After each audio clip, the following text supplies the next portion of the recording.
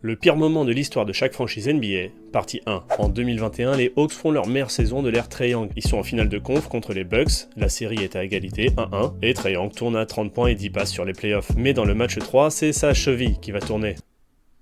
Quand il marche sur un arbitre, Atlanta perd ce match, Trae rate les 2 prochains et les Hawks sont éliminés. Trae Young pense que sans cette blessure, les Hawks auraient été champions et beaucoup de fans d'Atlanta sont d'accord avec lui. Pour les Celtics, malheureusement, c'est pas possible de choisir entre la mort de Len Bias et celle de Reggie Lewis. Le premier a été drafté en 1986 et est mort l'été même d'une overdose, et le deuxième a été victime d'une crise cardiaque en 93 alors qu'il s'entraînait tout seul. Son numéro, le 35, a été immédiatement retiré par les Celtics. Bon, la mort c'est trop triste, hein. Est-ce qu'on parlerait pas d'un truc un peu plus drôle, genre les Charlotte Hornets? La franchise en soi elle est hilarante, mais ce moment-là c'est peut-être le plus hilarant. Pendant un temps mort d'un match obscur contre Philly je crois, les Hornets font venir un gamin sur le parquet et lui font lire sa lettre au Père Noël. Dedans il y a une PS5 évidemment et surprise, la mascotte des Charlotte Hornets arrive avec une PS5. Le gamin est tout content sauf qu'en coulisses en fait on la lui reprend. C'était juste pour le show, une feinte pour faire croire que les Hornets sont une franchise sympa. Il a fallu l'indignation générale pour que les Hornets s'excusent et finalement lui donnent. Hilarant. Les blessures vont revenir souvent dans cette série et c'est le cas pour les Bulls. Évidemment, je parle de celle de Derrick Rose en 2012, alors qu'il a été MVP un an plus tôt, que les Bulls sont la meilleure équipe de l'Est et que la campagne de playoff vient juste de démarrer. C'est la mort dans l'œuf de ce qui aurait pu être le renouveau d'une franchise historique. Mais non,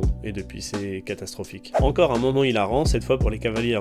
On est en 2018, Game 1 des finales contre les Warriors. LeBron James nous sort une perf légendaire à 51 points. On est à égalité à 4 secondes de la fin et J.R. Smith prend un rebond offensif sur un lancer franc. Il court très vite vers l'arrière en pensant que les Cavs sont devant. Mais non. Résultat, on va en prolongation, les Cavaliers perdent et se font sweep sur la série. C'est ce moment qui a précipité le deuxième départ de LeBron James de sa franchise de cœur. Abonne-toi pour la partie 2.